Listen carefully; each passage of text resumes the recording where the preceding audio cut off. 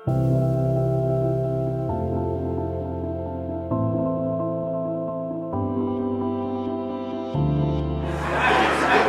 Buce was driving force behind the return of New Jersey Alpha to campus at Stevens Institute of Technology. It is not an overstatement to say that without his involvement, the New Jersey Alpha chapter would not exist today. While Steve has been involved on the ABC since the 1980s, it was during the chapter's return to campus that he took a leading role. The catalyst for the recolonization of Stephen Tech in 2004. Steve's efforts and relationships developed through years of service convinced the university, administration, and headquarters staff that SIGEP belonged back on campus. He believed that the chapter would be able to build a competent, effective, balanced man project and program. That's exactly what happened. Because of his dedication, thousands of men in the past 20 years have been impacted by the SIGEP experience at Stevens Tech. I first got to really know Steve during this time, and since then he's become my best friend. In that time I learned that he's a living example of all those who get to know him, of living a balanced life. On top of the tough demands of his career as an electrical engineer, he freely gives his time and talents to several causes, not just SIGEP. He expresses his dedication to sound body as an avid climber and volleyball player for the league he helps manage. And he plays and enjoys an occasional tough mudder competition to add variety to his life. His commitment to sound mind is expressed in the variety of cultures he exposes himself to. He enjoys traveling domestically and internationally, especially to Winter and Summer Olympics, which he has been to at least 9. He even volunteers with the Special Olympics program in his area. He even enjoys a good Broadway show when he wasn't acting in them back when he was in college, a great concert, and the horse races like the Haskell and the Belmont. In the time we have spent together, I learned that every chapter has a Stephen Buce among them. The quiet member you can always count on to be there and to ask you to help them, who almost never says no. If you can inspire these members in your chapter, your group will one day be blessed to have such a lifetime member as Stephen Buce.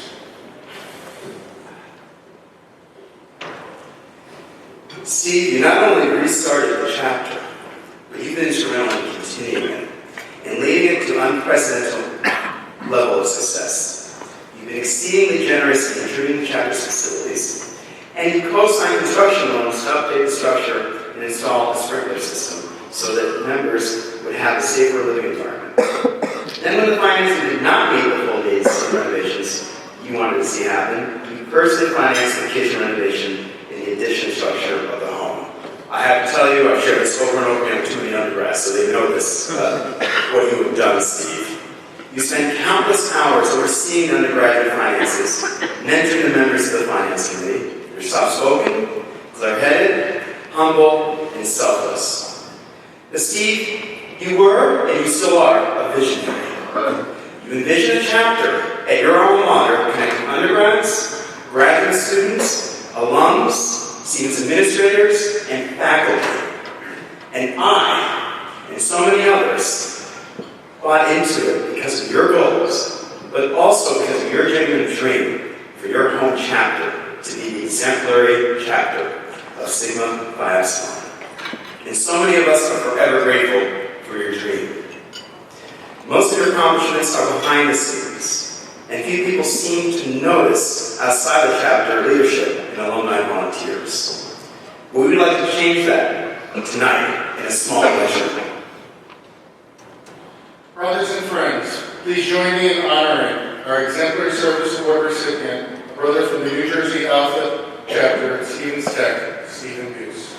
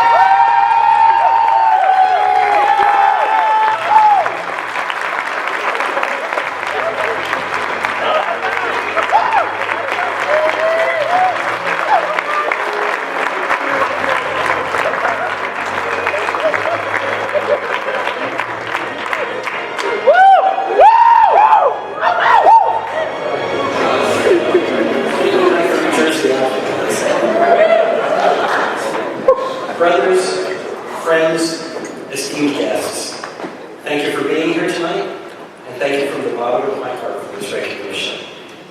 The previous recipients of this award are volunteers that I have great respect for, and it's an honor to have my name listed among theirs.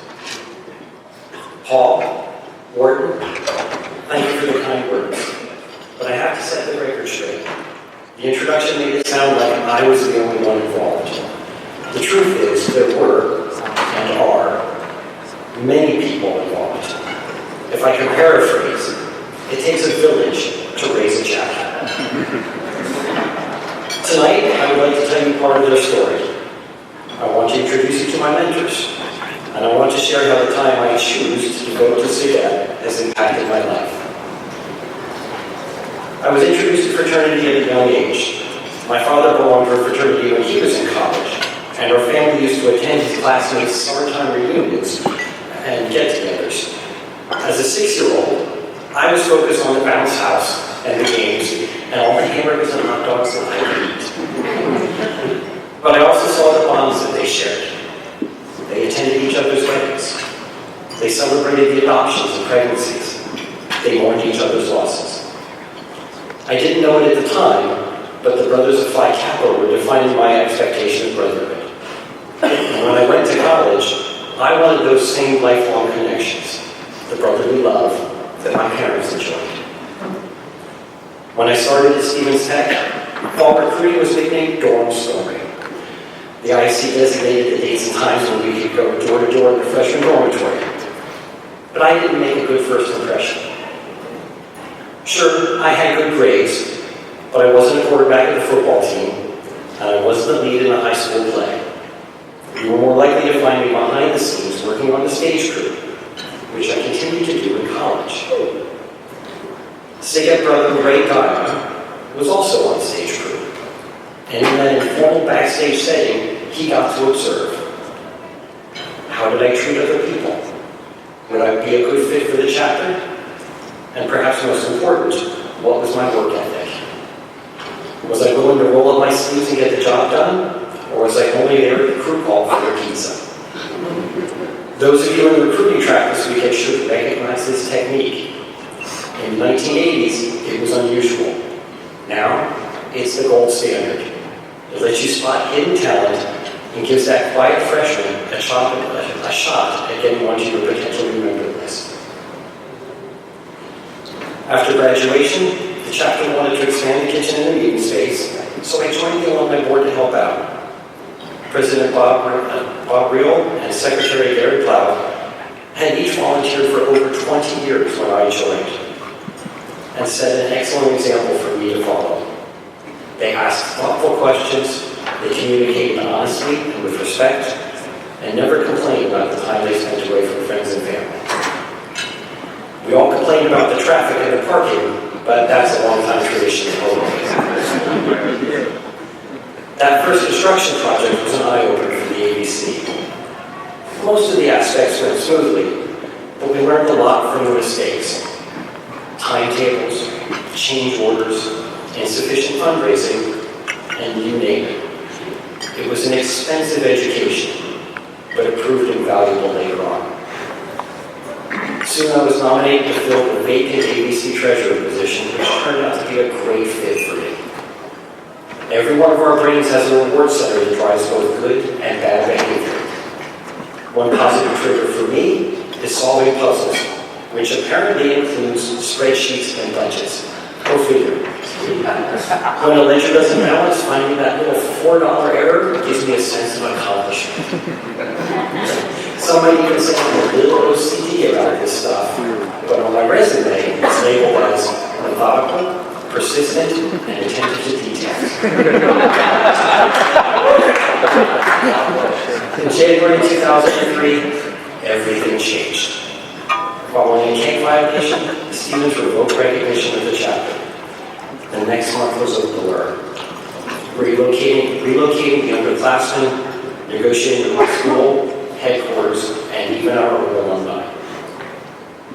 Within 2 weeks, 60 alumni gathered in Hoboken. Emotions ran pretty high at that weekend meeting. And for information was incomplete and inaccurate, folks felt left out and betrayed, and proposals ran the gamut from fighting it out in court to going underground. It was important to listen to everyone, to understand their concerns, and set some realistic short-term goals. By the end of that meeting, the large group had identified and empowered a small team to interact with the school. This was the first time I was fully aware of the resources available at SIGEP on a national level. For instance, prior regional directors had been selling balanced man in the dean's office for years. When the ABC started negotiating with the school, we discovered that the dean knew more about BMP than we did. The RD's groundwork was a big part of what made our restart possible. Sean Daglish from Illinois Alpha met with us at Conclave for an honest talk about implementing RLC and substance-free housing. We had never met Sean before, but he selflessly volunteered his time to get us started off on the right foot. Kathy Johnston, SIGEP's Director of Risk Management, worked with us to resolve an unrelated lawsuit that came up around the same time. Kathy is one of the many unsung heroes on staff.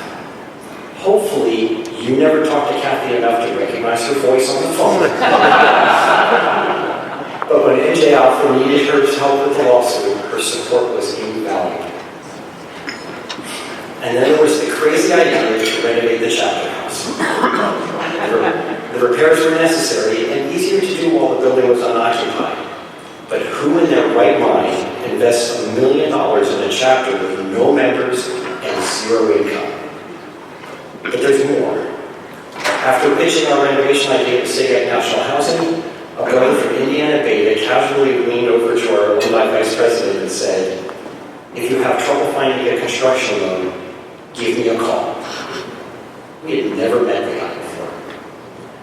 That's one thing I love about SIGEP. You never know who you're sitting next to. The volunteers and headquarters staff are dedicated to this fraternity, and they are willing to take bold action to ensure SIGEP's success. That support crosses chapter lines and makes big things possible, like New Jersey Alpha's renovation project, or the Nutt Scholarship that you heard about earlier tonight. Back on campus, the new brothers chose an associate professor to be their resident scholar. Maybe it was luck, but I like to think they selected Jonathan Morton for his enthusiasm, his creativity, and his vision of what was possible for this young chapter. Over the next few years, Wharton pushed the chapter members out of their comfort zone. We've heard that a lot tonight. Besides being a mentor and faculty fellow, Wharton asked students to assist in his research projects, going door to door in Newark to collect voter opinions. Together, they analyzed results and discussed the trends, contributing data to Wharton's doctoral dissertation. Give me just a second. Engineers are not known for their outgoing nature, and the Dean of Student Life was impressed that Wharton got these kids out of their dorm rooms and into the neighborhood. But these weren't ordinary students.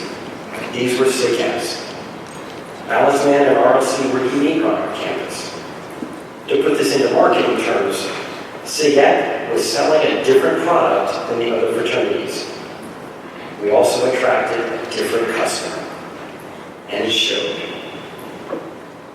When I talk to high school students about my career, I always mention that coworkers play a big part in job satisfaction. Bob, Gary, Kathy, and Gordon have all been part of my SIGEP team. Sealance, Ray Kay, Salty, Gassman, Pete Steffens, and the incomparable Paul Mitchell were all drafted into New Jersey Alpha's Fantasy ABC League.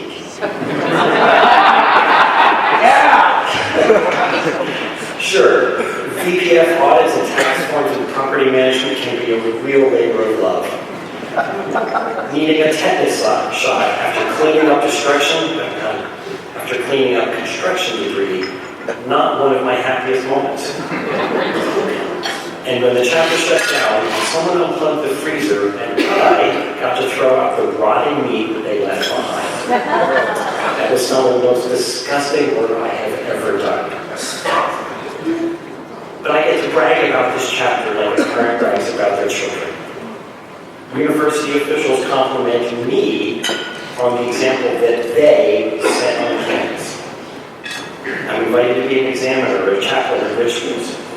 At conclave, I was asked to introduce the chapter for their Buchanan Cups. I'm just a finance guy. The brothers are doing the hard work every day, and the chapter counselor and the ABC members do the people things that I'm not very good at. It's a team effort, and I'm just proud to do my part.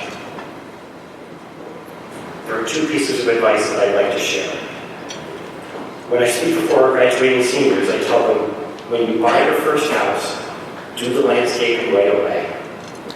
Because before you know it, 5 years will fly by, and you'll look back and think to yourself, if I had only done the landscaping 5 years ago, it would be mature by now. The landscaping could be a metaphor for that big change you're contemplating in your chapter. Discuss this weekend with your district governor. Maybe it's something personal, like a healthy habit that you want to add to your daily routine. Maintaining the status quo is easy. It's not a good time.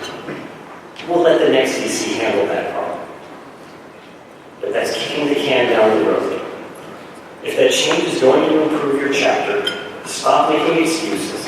Imagine how much better your chapter will be in 5 years and make the investment now. My second piece of advice is this. There are small lessons everywhere. And you just need to create the opportunity for learning and then be observant. For instance, at lunch today, did you pick a random table or did you sit with your own chapter? You see those guys every single day. And tomorrow, you're going to be stuck in a car with them for hours on the way home. But there was an opportunity at lunch for you to meet somebody new, to pick their brain about Mendeley events, or maybe to offer ideas that your chapter executes particularly well. I volunteered with some of my weekends for Special Olympics. It's a fantastic program for the athletes, the coaches, and the parents.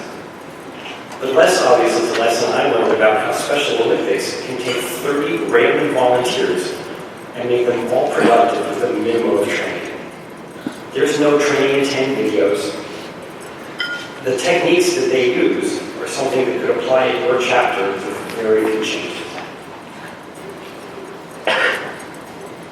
I once heard that a man has 1 mouth and 2 ears, which means that you should listen more than you talk. Always keep your mind open. Life lessons surround you constantly, and the only question is, are you paying enough attention to notice? I have always been hesitant about meeting new people. I'm fine once I get to know you, but that first interaction is stressful for me. Sigette gave me the tools to get over that hump. Events like Carlson's and Conclave offered me hundreds of little lessons to absorb, and lots of opportunities to practice what I have learned. What used to be a challenge for me is now manageable, and I am eternally grateful for it. May your undergraduate years be safe, healthy, and enlightening. May you grow to be a better man than when you joined this fine organization. May you work with volunteers that live the cardinal principles every day, setting an example that you find compelling enough to follow. Thank you for letting me be part of this wonderful team. It has been my honor to serve Sigette, and I truly appreciate this recognition tonight. I can honestly say this is one of the best birthday gifts I have ever received. Proud to be Sigette.